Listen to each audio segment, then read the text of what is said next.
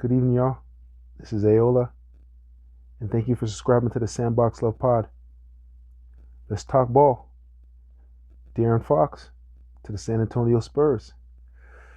Okay, a lot of NBA pundits have their opinions, and most of them are saying that De'Aaron Fox is a perfect fit with Wemby, and I do definitely agree. What I see De'Aaron Fox bringing to the table for San Antonio is obviously he's great in the pick and roll. He's great in the open court. And, when Wemby is double teamed and triple teamed, he can definitely hit the wide open shot. And he's a good transition from, Chris Paul. Let's be honest now. Chris Paul maybe has 2 years left. So it's a great transition, as I said before. It just provides San Antonio a younger look. And, it gives Popovich now different options, especially with Vassell and Castle on the team too. So I think it's a great move for San Antonio. But now the Sacramento Bulls, the Kings, I'm not too sure.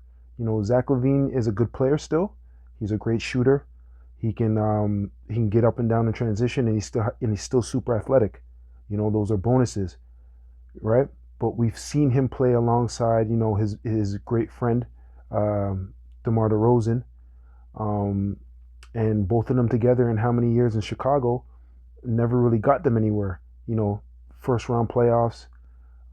That's about it for the most part. But I don't know.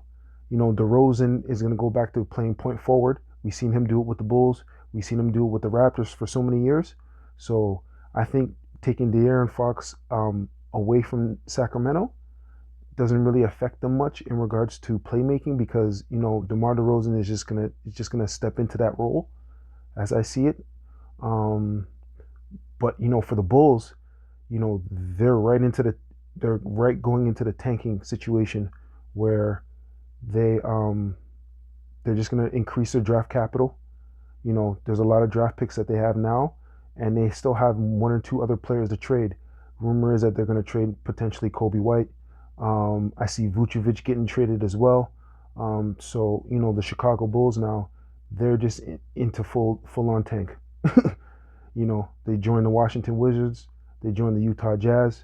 It's going to be a full on tank race for Cooper Flag, race for Ace Bailey, and those type of prospects, right? So I think the Bulls are just going to keep on trading players and stacking up draft capital and seeing what they can do moving forward in a total rebuild. I hope Zach LaVine and Zach Collins now can bring some type of toughness and consistency for Sacramento, but I don't see that either at the end of the day. I think Sacramento has dug themselves too big of a hole this season for them to climb out of, to be honest with you. They have a new coach in Doug Christie, an NBA veteran. He's respected in the locker room. So I think for Sacramento now, they can turn it around a little bit. But the West is too deep. There's too many contending teams. And I just don't see them doing anything moving forward in the second half of the season, in my personal opinion. And Zach LaVine doesn't move the needle enough in the Western Conference. He's been in the East for a couple of years now. He's been far removed from the Timberwolves days. So moving forward, I don't see Sacramento doing a whole lot. As I said previously, the Bulls are just in full-on tank mode moving forward. So they're just trying to stack draft capital. And I think the biggest move is just De'Aaron Fox, obviously, to San Antonio. Great coaching in Popovich is going to really school him well.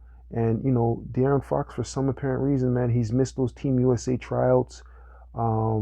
He's missed All-Star games. So I think, pairing him and Wemby and getting that coaching pedigree from Popovich is really going to help him out moving forward for his career.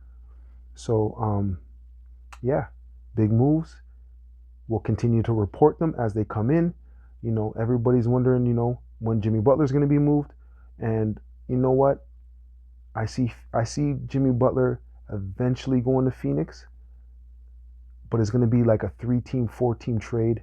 And I can see Vucevic potentially going over to Golden State. So look out for that. Remember where you heard it first. Thank you for liking the podcast. Please subscribe. Peace, love, and light.